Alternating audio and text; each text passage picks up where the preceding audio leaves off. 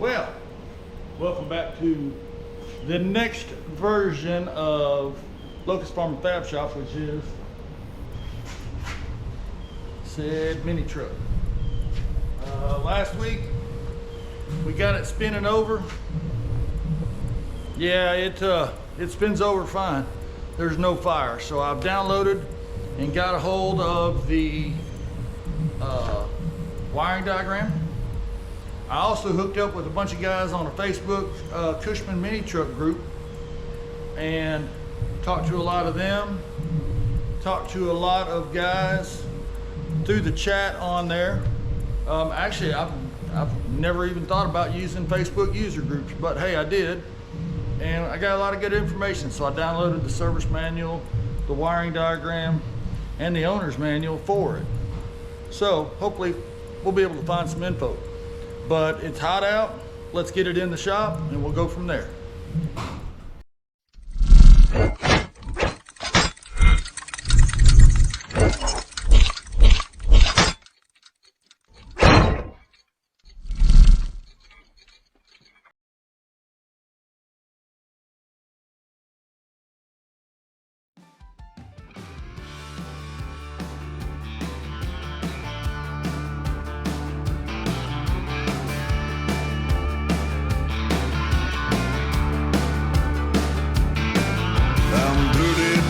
In a 4x4, cruising down to your front door. From a closest pack and a whiskey neat, some dive bar right up the street. I'm a good old boy and a country star.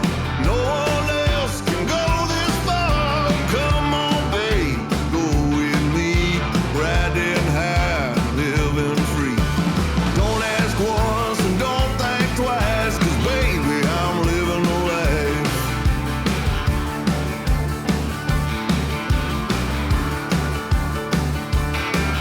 I'm a western swing on an old jukebox, a tailgate party in a parking lot.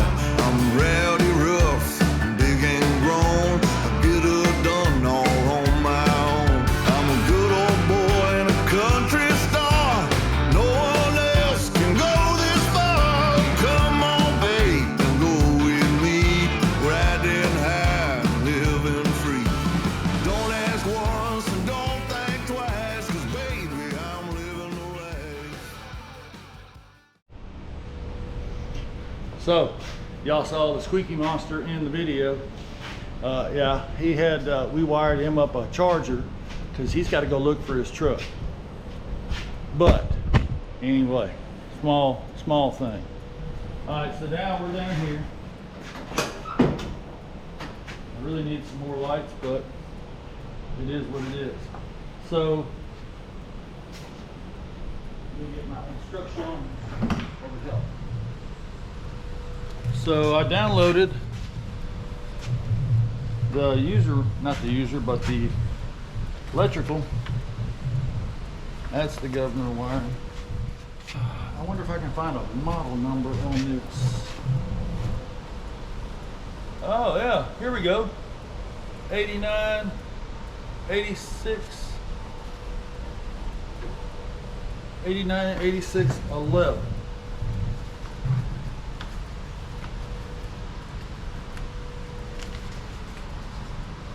And, well, that's an easy wiring diagram right there. Oh, that's the governor wiring. The truck wiring. So, I'm gonna do some research on this and look at the wires and see if it tells me, hey, it does tell me the colors. Let me look at this and I will be back, and we're gonna go ahead and start tracing out some wiring for the coil and for the distributor, see if we're getting the correct voltage.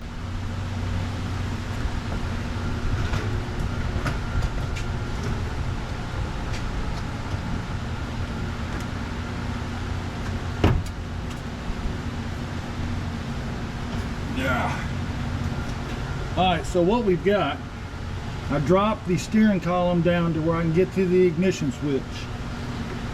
One of these wires back here, which is supposed to be, I think that might be it right there. It's the according to the wiring diagram, it's the black, white. So what we're going to do is we're going to put it on ohms continuity, and we're going to see if I can get my meter working right.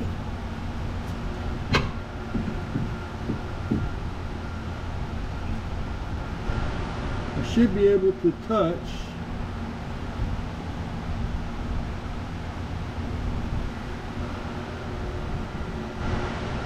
and that is the power. So that's my power for the coil. Now for some dumb reason I put this one in here. Oh yeah, let's strip that off real quick. Let me get an knife.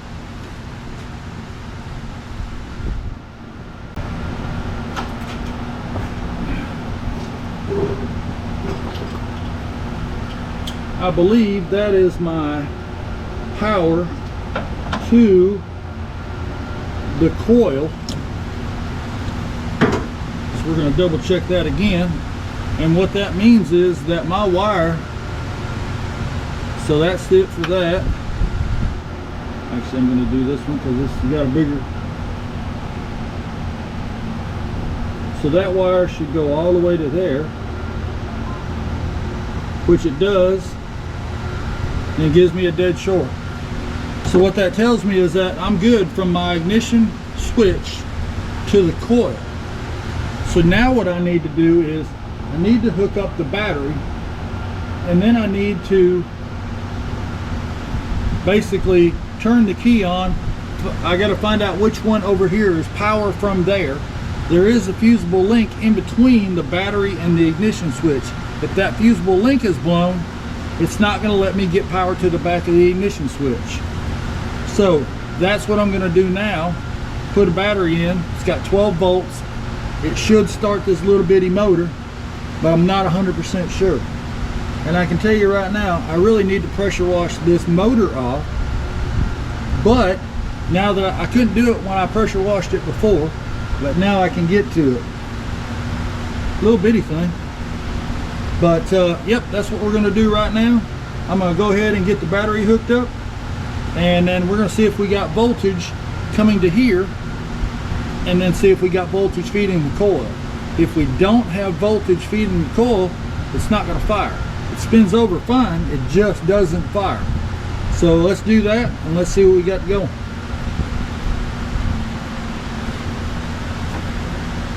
Huh. That's another plug, but we know that that one's good, so let's see what we can do here. Be back shortly.